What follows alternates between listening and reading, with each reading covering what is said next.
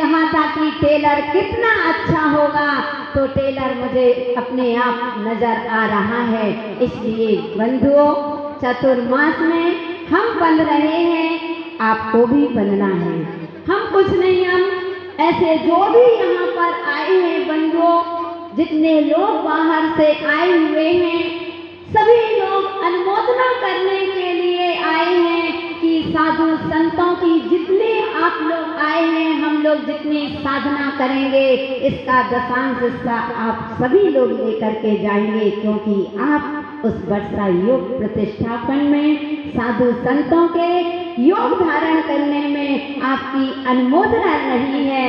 तो मैं पुनः सकल दिगंबर जैन समाज दीमापुर विंध्य रजत वर्षा योग प्रभावना समिति से पुनः सभी जितनी संस्थाएं हैं, जितने भी मंडल हैं, सभी से मेरा निवेदन है कि एक बार मैं पुनः पूछती हूँ, ध्यान रखना। कहते हैं कि एक साधु को बांधना एक हाथी के बन, हाथी को बांधना सरल है, लेकिन साधु को बांधना सरल नहीं होता है। हमारे पूज्य गुरुदेव हमेशा कहते हैं कि एक हाथी को बांध लो, बहुत अच्छे से बांध सकते हो, लेकिन साधुओं को बांधना बहुत बड़ी बात होती है। तो यहाँ पर एक हाथी नहीं, 6 हाथी बैठे हैं।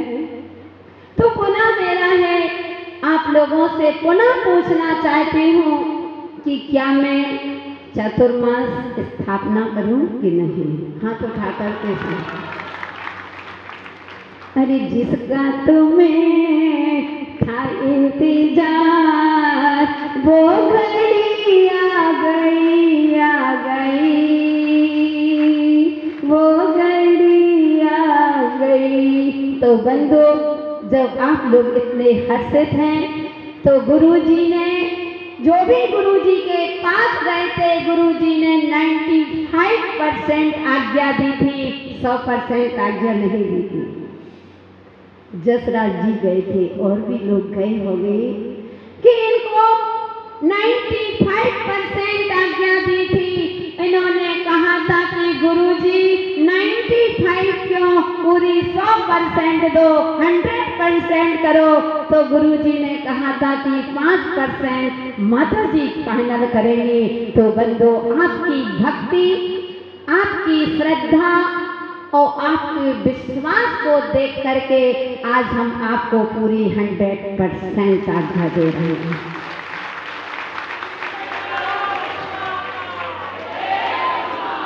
बस इतना ध्यान रखना कि हम भी साधना करेंगे और आप भी साधना करना। हम आपसे नहीं कहेंगे उपास करो, घबरा मत जाना। नहीं तो कल से कह दो माता जी को उपास चालू, कल ही से उपास शुरू हो गए तो पता चला हमें भी उपास नहीं। बंधु, हमें भी 4 महीने जितने भी यहाँ पर बैठे हुए हैं, अपने मन में एक छोटा सा नियम लेंगे कि चातुर्मास दीपावली तक तो कोई वस्तु का, कोई अनाज का त्याग कर सकते हैं, कोई सब्जी का त्याग कर सकते हैं, कोई फल का त्याग कर सकते हैं। नहीं है तो ओम ह्रीं नमः की एक जाप का नियम ले सकते हैं। त्याग एक नियम लेंगे तो बंधु, कम से कम चातुर्मास, भले ही आपके यहाँ साधु नहीं है, भले ही आप साधना ना कर पाओ, एक छोटा सा नियम भी एक दिन बड़ा वट वृक्ष बन जाता है। तो जितने लोग बैठे हैं सभी लोग हाथ उठा करके संकेत करो। धर्म स्नेही प्यारे प्यारे भव्यात्माओं, गांव का व्यक्ति ट्रेन में सफर कर रहा है और जैसे ही ट्रेन में बैठा उसको नींद आ जाती है और ट्रेन आगे बढ़ती है। तुरंत उस ट्रेन में चेकिंग करने के लिए टीटी आया और उस मानव से कहता है कि हे मानव, टिकट दो। जैसे ही वह टिकट बाबू ने टिकट मांगा, वह अपने शर्ट के जेब में हाथ डालता है, देखा टिकट नहीं मिला। फिर वह पैंट के जेब में हाथ डालता है, देखा टिकट नहीं मिला। फिर वह देखता है अपने जो सामान लिए हुए था उसमें डालता है, देखता है उसको टिकट नहीं मिला। अब वह बोरी बिस्तर खोलने लगा, उसको देख लिया लेकिन टिकट नहीं मिला। अब वह टिकट बाबू, तो बंधु वह टिकट बाबू देख रहा है उस मानव को कि यह टिकट ढूंढने में लगा हुआ है, बार बार देख रहा है। और जैसे ही अब वह घबरा रहा है, फिर देखा, फिर इस बैग में देखा, इस बैग में देखा, इस बैग में देखा, लेकिन उसको टिकट नहीं दिख रहा है। अब टिकट बाबू कहता है कि हे मानव, तुम बहुत नेक इंसान दिखाई पड़ रहे हो, तुम बहुत अच्छे सज्जन इंसान दिखाई दे रहे हो, रहने दीजिए। आपको देख करके ऐसा लग रहा है कि आप विदाउट टिकट सफ़र नहीं कर सकते हैं।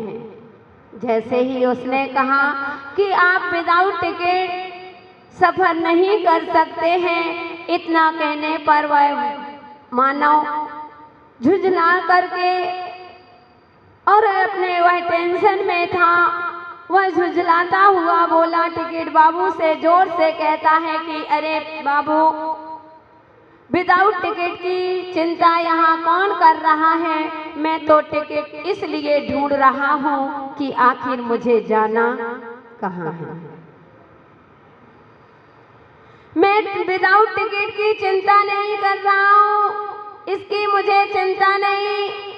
मैं तो टिकट इसलिए ढूंढ रहा हूँ कि आखिर मुझे जाना कहाँ है। भव्यात्माओं, बात हंसने की नहीं, बात समझने की है कि हमें ये मानव पर्याय मिली है। जैन कुल में हमने जन्म ले लिया है, पुण्य के उदय से हमें प्रभु का दर्शन मिल रहा है, पुण्य के उदय से हमें साधु संतों की संगति भी मिल जाया करती है। प्लीज तो ध्यान रखेंगे कि उस मानव जीवन को पाकर के भी हम अपने जीवन को कैसे बनाना है, इससे अनभिज्ञ रहते हैं। हमें ये मानव पर्याय किस लिए मिली है, इसका हमको भान नहीं होता है, इसका हमको ज्ञान नहीं होता है और हमारा जीवन यूं ही बीतता जा रहा है। आखिर यह भी पता नहीं कि हम कहाँ से आए थे और हमारा आखिर उद्देश्य क्या है, हमारा लक्ष्य क्या है, हमको यह भी पता नहीं है। तो बंधुओं, आप लोगों के लिए यह चातुर्मास एक अवसर के रूप में मिला है। कहते हैं गाड़ी आने का और जाने का समय निश्चित होता है, सूर्य निकलता है तो अस्त भी होता है और गाड़ी आती है तो गाड़ी जाती भी है, लेकिन जीवन रूपी जो सूर्य निकला है इसका कोई भरोसा नहीं कि दोपहर आएगी कि नहीं आएगी, सांझ होगी अथवा नहीं होगी। इसलिए यह मानव जीवन जो मिला है, एक आइसक्रीम की जीवन एक आइसक्रीम की तरह होता है। कहते हैं टेस्ट करो तो भी पिघलना है और वेस्ट करो तो भी पिघलना है। इसलिए जब जीवन में वह पिघलना ही है तो जिंदगी का टेस्ट करना सीखो बंधु, तभी यह जीवन का सार समझ में आएगा। तो यह चातुर्मास जो आपको मिला है और कल बहुत सुंदर रूप से अपने मंगल कलश चातुर्मास वर्षा योग की प्रतिष्ठा हुई है, बहुत सुंदर ढंग से, और सभी ने बहुत तैयारी की थी बंधु। जितनी तारीफ की जाए उतनी ही कम है। इतना मैनेजमेंट सभी लोगों ने बहुत अच्छी तरह से, लेकिन बस अब अपना जो प्रदर्शन का काम खत्म, अब तो अपन को आत्मदर्शन देखना है। माल अपना बहुत अच्छा है और पैकिंग भी आपने बहुत अच्छी की थी। पैकिंग घटिया नहीं थी, पैकिंग सबसे बढ़िया। अभी जितनी भी प्रतिष्ठाएं हुई हैं सब जगह सबसे अच्छी पैकिंग दीमापुर की थी। उस दीमापुर की जब पैकिंग अच्छी है तो दीमापुर वाले ये भी दिखाएंगे कि मात्र पैकिंग ही अच्छी नहीं, हमारे माल भी अच्छा है। माल से पैसा नहीं दिखाना तुमको, यानी हमको अब आध्यात्मिक में चलना है, क्योंकि ये समय जो कितनी जल्दी निकल जाएगा पता ही नहीं चलेगा बंदो। कैसे दिन निकल गए हैं इसका पता ही नहीं चलेगा। अगर नहीं बाद में ये मत सोचना कि समय है, अभी चातुर्मास चलेगा, अभी तो प्रारंभ हुआ है बंधो।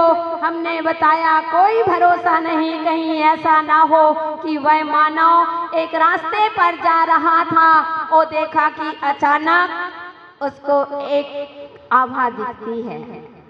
एक जैसे ही आभा दिखी और वह कहता है, उस राहगीर से कहता है कि हे मित्र, मैं तुम्हें अपना फ्रेंड बनाने आया हूँ, मैं अपना आपको दोस्त बनाने आया हूँ। वह कहता है कि अरे मैं तो तुमको जानता ही नहीं, तुम मुझसे दोस्ती कैसे करोगे, कैसे मुझे अपना फ्रेंड बनाओगे। उसने कहा नहीं मित्र, चाहे कुछ भी हो, मैंने तो विचार कर लिया है, संकल्प कर लिया है कि मुझे दोस्ती तुम्ही से ही करनी।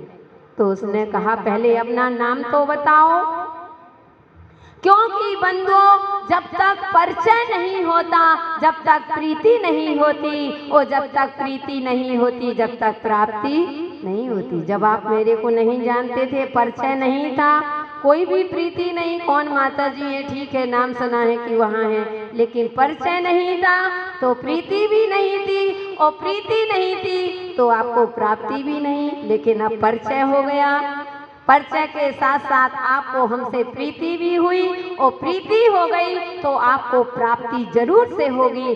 दिन में कितनी बार जैसे क्लासें होंगी, समय समय पर आपको सब कुछ मिलेगा, थोड़ा नहीं बहुत कुछ मिलेगा।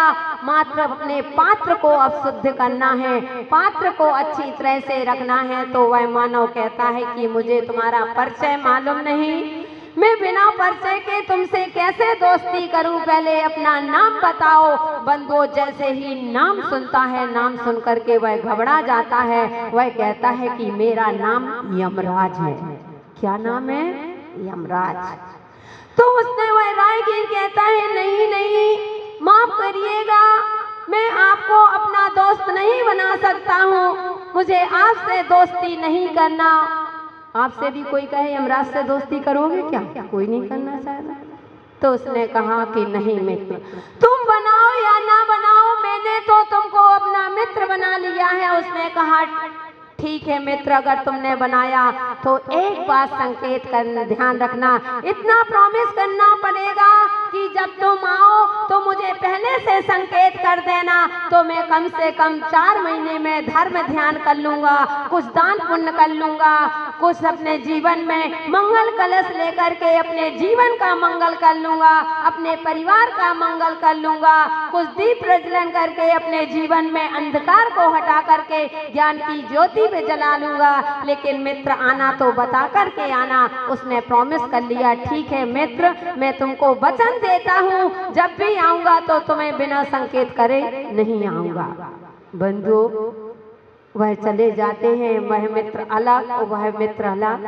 वो घर में जाता है, वह फिर वही भौतिक चकाचौंध में, वही संसार में, वही कमाना, वही सुबह से लेकर के वही प्रक्रिया चल रही है। लेकिन अभी कुछ भी ध्यान नहीं, और कुछ दिन बीत गए और एक दिन अचानक यमराज आ जाता है। वो कहते हैं चलो मानो उठो, अब मैं तुमको लेने आया हूँ। वह कह रहा है कि अरे मित्र, तुमने मुझे धोखा दिया है, तुमने मुझसे झूठ बोला है, तुमने वचन दिया था कि जब मैं आऊँगा तो तुम्हें संकेत करके आऊँगा, तुमने एक भी संकेत नहीं किए, वो तुम आ गए, तुम अपने वचनों से मुकर गए। वह कहता है, यमराज कहता है कि नहीं मित्र, ध्यान रखना, मैंने तुमको 1 नहीं 2 नहीं 3 नहीं 4 संदेश भेजे हैं। अब तुम मेरी क्या गलती है, तुम नहीं समझ पाओ तो इसमें मेरी क्या गलती है? उसने कहा कौन सा तुम्हारा संदेश है? उसने कहा मैंने पहला संदेश भेजा था कि तुम्हारे बाल सफेद कर दिए थे कि जागो।